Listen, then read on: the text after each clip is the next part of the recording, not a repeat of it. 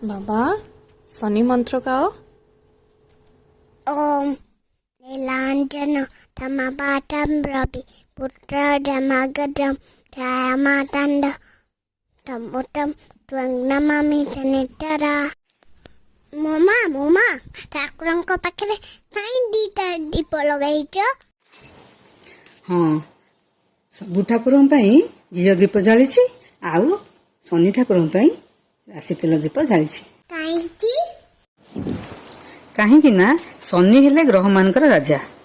ଆଚ୍ଛା, ରାବଣ ଯେଉଁ ହନୁମାନଙ୍କ ଲାଞ୍ଜରେ ନିଆଁ ଲଗାଇ ଦେଇଥିଲେ ସେଇ ଷ୍ଟୋରି ତୁମେ ଜାଣିଛ?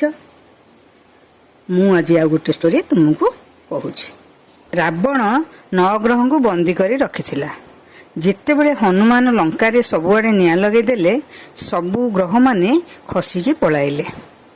କିନ୍ତୁ ଶନି ଗ୍ରହଙ୍କୁ ରାବଣ ଓଲଟା ବାନ୍ଧିକି ରଖିଥିଲେ। ସେ ଆଉ ନିଜେ ଯାଇପାରିଲେ ନାହିଁ।